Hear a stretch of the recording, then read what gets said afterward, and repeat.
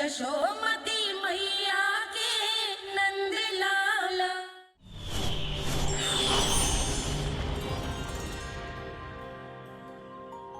श्री नारायण के वाहन पक्षीराज गरुड़, मैं संपूर्ण सर्प जाति की ओर से आपसे एक निवेदन करने आया हूँ। कहिए, क्या कहना चाहते हैं आप? हे पक्षीराज, यदि आप हम पर ऐसे ही आक्रमण करते रहे तो शीघ्र ही हमारी प्रजाति समाप्त हो जाएगी। इसीलिए हमारी आपसे विनती है, यदि आप उचित समझें तो सर्पों के किसी एक घर से हम आपको एक सर्प प्रतिदिन अर्पित करेंगे। आप उसको आहार बनाइए और अन्य सर्पों को जीवित रहने का अधिकार दीजिए। मुझे स्वीकार है। तब से प्रतिदिन किसी एक घर से एक सर्प गरुड़ के भोजन के लिए भेजा जाने लगा। समय के साथ मेरे घर की भी बारी आई, परंतु मैंने एक बहुत बड़ी भूल कर दी। समय आ गया है स्वामी, आज गरुड़ के आहार के लिए इसे चुना गया है। कौन है यह गरुड़ और क्यों दूं मैं इसे कोई भेंट? स्वामी, सभी सर्प राज्यों और गरुड़ के बीच में यही समझौता हुआ है, हमें इसका सम्मान करना ही होगा। मैंने कोई समझौता नहीं किया, मैंने कोई वचन नहीं दिया और ना ही मैं किसी गरुड़ से भयभीत होता हूँ। यदि इस राज्य में किसी को सर्पों को अपना आहार बनाने का अधिकार है तो वो केवल मुझे है। अब से गरुड़ को दी जाने वाली हर भेंट मुझे दी जाएगी, महाविषधारी महान नागराज कालिया को। यह और कुछ नहीं, मेरा अभिमान था प्रभु, और ये मेरे इस जन्म की सबसे बड़ी भूल थी, क्योंकि फिर जब गरुड़ को इस बारे में पता चला तो। कालिया, अभिमान में आकर तूने अपने काल को ललकारा है। जिस कालिया के नाम में ही काल छिपा है, तू उसे ललकारने का दुस्साहस कर रहा है गरुड़। स्वयं को भगवान विष्णु का वाहन कहता है तो वाहन का ही कर्म कर। स्मरण रख, इस धरती के सर्वश्रेष्ठ योद्धाओं के लिए भी मैं मृत्यु का दूत हूँ। विनाश काले विपरीत बुद्धि। तुझ जैसे मूर्ख सदा इस युक्ति को सार्थक करते आए हैं। अपने विनाश को आमंत्रण किया है तो अब भोग।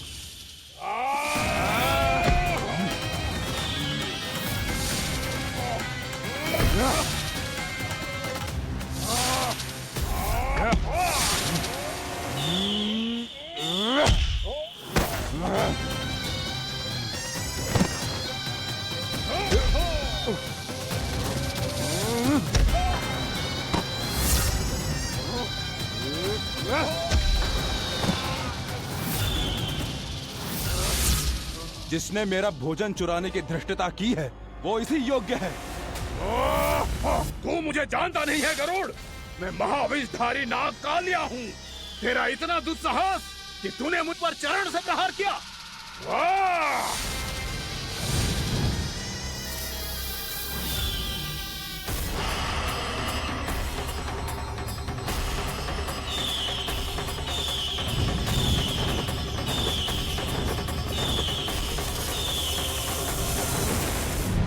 मैं अपने अभिमान में भूल गया था कि गरुड़ मुझसे कहीं अधिक शक्तिशाली है।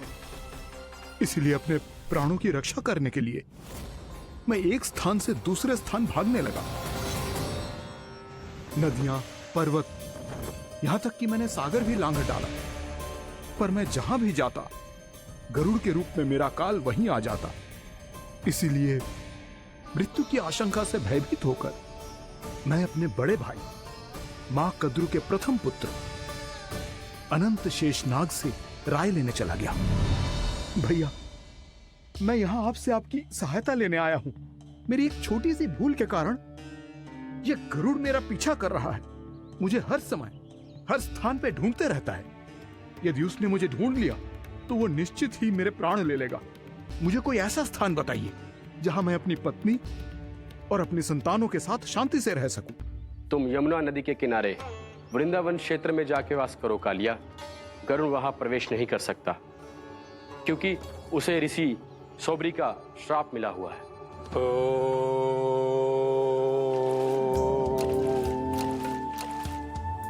ध्यान और तपस्या का नित्य कर्म करते हुए ऋषि के मन में मछलियों के प्रति प्रेम भाव इतना बढ़ गया कि वो भूल गए सभी जीव खाद्य श्रृंखला का भाग होते हैं।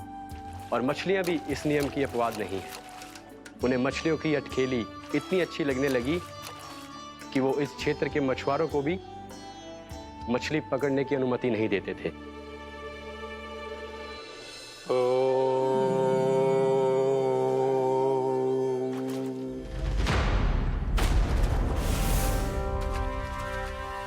उस दिन वो उस पक्षी को नहीं रोक पाए, पर तब से सावधान रहने लगे। यहां तक कि अपने साधना से भी अधिक ध्यान वो पक्षियों पर केंद्रित करने लगे। ठहरो! इसी क्षण अपनी चोंच में पकड़ी इस मछली को छोड़ दो। तुम्हें इन मछलियों का आहार नहीं करना चाहिए पक्षीराज। ये तो खाद्य श्रृंखला का नियम है ऋषिवर। यदि मैं इनका आहार नहीं करूंगा तो कोई और पक्षी कर लेगा। मैं अपने आनंद या प्रतिशोध के लिए इनके प्राण नहीं ले रहा। ये तो बस मेरा भोजन है। पर यह मेरा तपस्या स्थल है। तुम यहाँ शिकार करके मेरी साधना में विघ्न नहीं डाल सकते पक्षीराज। यदि आपकी यही इच्छा है तो मैं आज के बाद यहाँ नहीं आऊंगा।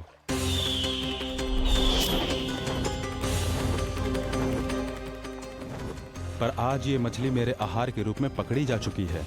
मैं वचन देता हूँ ऋषिवर, इस स्थान पर ये मेरा अंतिम शिकार होगा।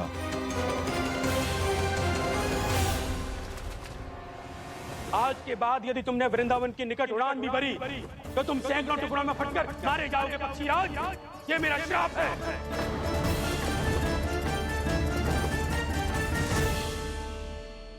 और इसीलिए भैया शेषनाग के सुझाव के अनुसार मैं यहां आ गया। पर अब यदि मैं कहीं और जाऊंगा तो मेरे प्राण नहीं बचेंगे प्रभु। निश्चिंत रहो कालिया, अब से गरुड़ तुम्हें कोई हानि नहीं पहुंचाएगा। अब तुम्हारे फनों पर मेरी पक्षिंग बन गए कालिया, इसीलिए अब से तुम्हें गरुड़ से कोई भय नहीं होगा। निश्चिंत होकर अपने परिवार के साथ गहरे समुद्र में चले जाओ और सुख से शांति से निवास करो। पर ध्यान रहे निर्दोष जीवों को हानि ना पहुंचे। आपने मुझे जीवन दान दे दिया प्रभु, इस उपकार से मैं कृतज्ञ हूँ प्रभु। आदेश दीजिए, मैं आपकी सेवा कैसे करूं? तुम्हारे जल क्षेत्र से 1 कोटि कमल पुष्पों को लेने की अनुमति दे दो कालिया। यह मेरी सेवा होगी प्रभु। ये तो मेरा सौभाग्य होगा।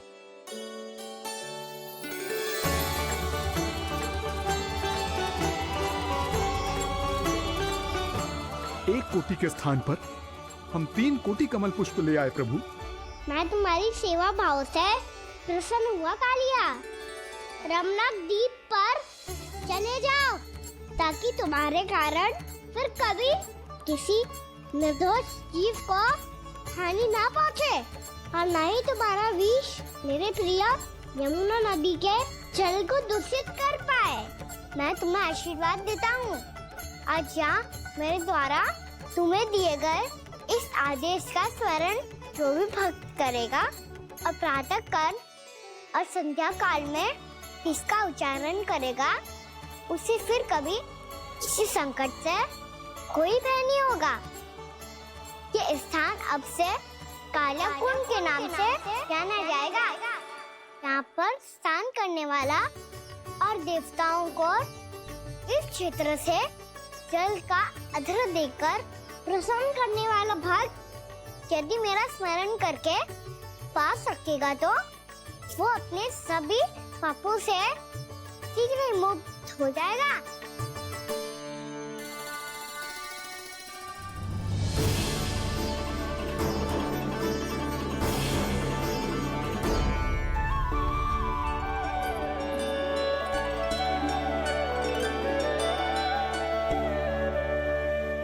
कौन है जी भगवान जिसने अभी अभी कालिया जैसे विशाल विस्तर का सामना किया? क्या एक साधारण बालक जो शीत की अधिकता से ठिठुर रहा है? क्या करूं? अपने लल्ला को ममता के आंचल में छुपा लूं या भक्त बनकर प्रभु की लीला देखती रहूं? क्या करूं मैं? कितना ठंडा था जल, बहुत सर्दी लग रही है। सर्दी से तड़पते हुए कैसे देखूं इसे? अभी जाके अपने पल्लू से सुखाती हूँ। हृदय से लगा के स्नेह की आंच दूंगी तो सर्दी पल भर में छूमंतर हो जाएगी।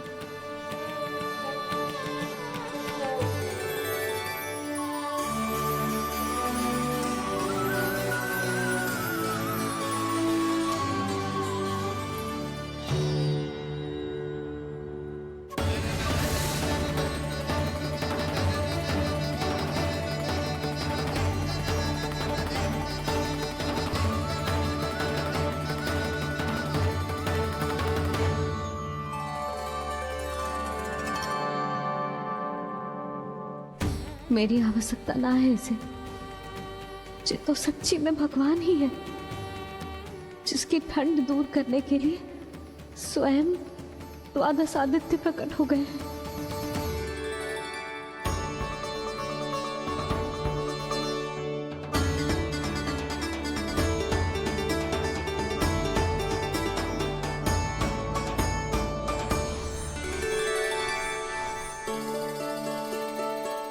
ये क्या किया आपने? मैया मुझे अपने हृदय से लगाने वाली थी कि आप सब प्रकट हो गए। क्षमा कीजिए प्रभु, पर आपको भीगा हुआ देखकर, ठंड से ठिठुरता हुआ देखकर हमसे रहा नहीं गया। हम अपने वश में नहीं थे प्रभु। भक्ति से भावुक होकर हम प्रकट होने पर विवश हो गए थे। हमारी किरणें जैसे स्वयं ही फूट पड़ी और दौड़ पड़ी आपको सुखाने के लिए। मैं आपका प्रेम, आपकी भक्ति समझता हूं आदित्यगण, और इसीलिए इस समय मैं जहां खड़ा हूं, इस स्थान को द्वादश आदित्य टीला के नाम से जाना जाएगा। द्वादश आदित्य टीला के नाम से जाना जाएगा। हम धन्य हो गए प्रभु। और कहाँ जा रहा है? जो गड़बड़ किया है उसे सुधारिए तो सही। प्रभु आज्ञा दीजिए। अपना दाब इतना अधिक बढ़ा दीजिए कि मुझे स्वेद आने लगे, ताकि मैया मुझे स्वेद में लीला देख के और भूल जाए कि मैं भगवान हूँ, और मैया मुझे अपनी गोद में उठा के ले जाए।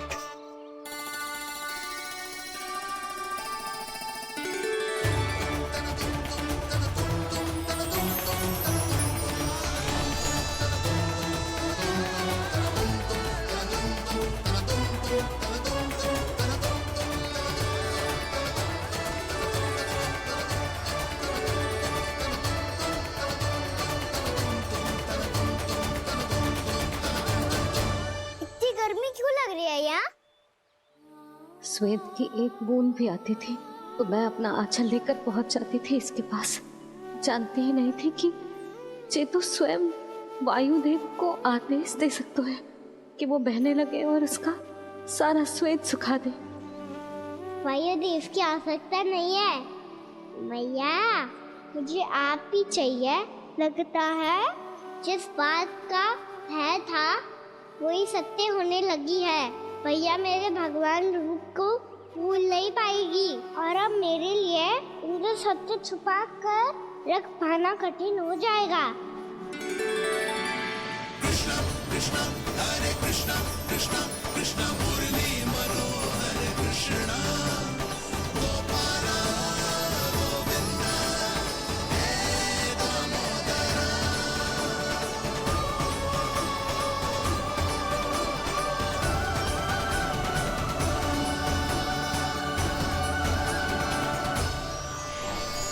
प्रभु, आपके श्वेत से बने इस रसंगदान सरोवर का प्रणाम स्वीकार कीजिए।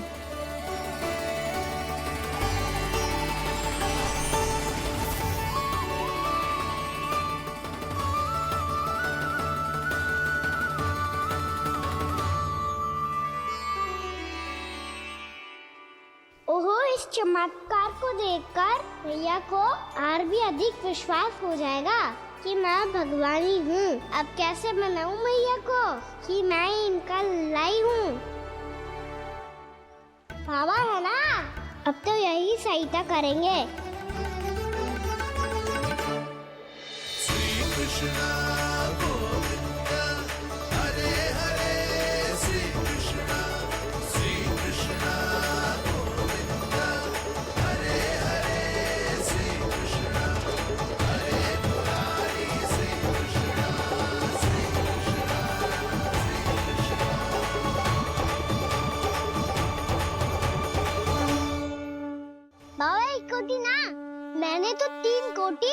कमल पुष्पों का प्रबंध कर दिया है और चिंता करने की आवश्यकता न है।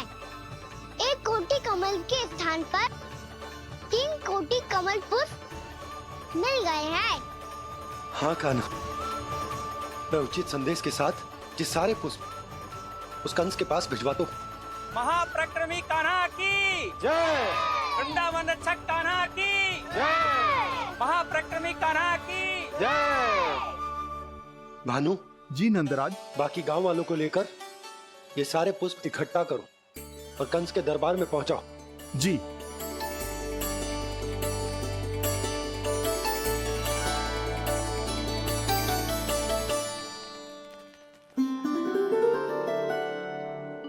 मैया, कौन हो तुम? मुझे पता था मैया, जब आपको सत्य पता चलेगा तो आप मुझे मैया की तरह स्नेह ना कर पाओगी, इसलिए आज तक सत्य छुपा तो आया हूँ ताकि आपकी ममता, आपका प्रेम अनुभव करने का अवसर मिलता हुआ है मुझे। और फिर आज को बताया था ना, जो रहस्य तुमने बरसों तक छिपाया था उसका भेद खुलने में तुम्हारा ही योगदान है। मुझे कालिया के शीश पर अपने पद चिन्ह रखकर उसे मुक्त कराना था दाऊ, वचन दिया था मैंने उसे। इसके अतिरिक्त निर्दोष पशु पक्षियों के जीवन को कालिया के विष से ही बचाना था मुझे। इसमें कंस को तो सम्मिलित करना ही था, ताकि जब मैं कालिया का सामना कर रहा हूँ तो वो किसी और असुर को समस्या बनाकर वृंदावन ना भेज दे। पर इस सबसे बड़ा एक कारण और था दाऊ, मैं चाहता था कि मैया को सत्य पता चल जाए। पर क्यों कान्हा? क्योंकि मुझे लगने लगा था कि मैया से ये रहस्य छुपाकर इनके साथ धोखा कर रहा हूँ। अपराध बोध से दबा जा रहा था मैं।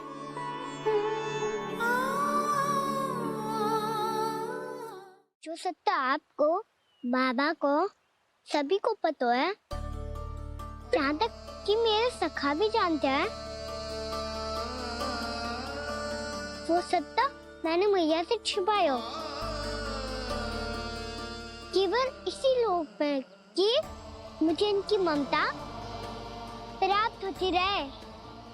पर ऐसा करके मैं अपने से निस्वार्थ प्रेम करने वाली मैया को धोखा दे रहा था। आप ही बताओ दाऊ, जो इस संसार में मुझसे सबसे अधिक भरोसा करता है, उसी के साथ छल कैसे कर सकता हूँ मैं? हाँ, मैं नारायण का अवतार हूँ, पर अपनी मैया का छोटा सा लल्ला भी तो हूँ।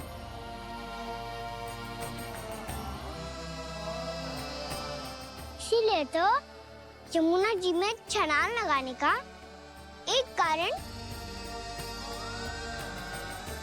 इस गेंद को लेने जाना भी था। स्नेह से बनाई थी मैया ने गेंद, इसे अपने से दूर कैसे होने देता मैं? आपको आभास भी ना है मैया कि आप मेरे लिए कितने महत्वपूर्ण हो। ये सत्य है कि सभी देवता, प्रकृति, भक्त, ये सब है मेरा ध्यान रखने के लिए, मेरी सेवा करने के लिए। पर क्या इनमें से कोई भी मेरी मैया का स्थान ले सकता है? और आप भी तो यही चाहती थी कि मैं आपका लल्ला बन के आऊं, आज जैसे आपने मुझे अपनी गोद में लिटा रखा है, क्या कुछ ऐसा नहीं हो सकता कि शीघ्र ही मुझे आपको अपनी गोद में खिलाने का अवसर मिल जाए? मैया, नारायण का अवतार होना क्या इतनी बड़ी समस्या है कि आप हृदय से भी राह लगा सकते? मैया,